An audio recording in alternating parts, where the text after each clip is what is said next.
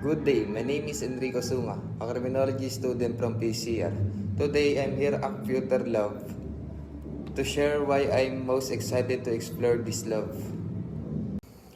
I choose this laboratory because it gives me a hands-on experience. Example, fingerprints.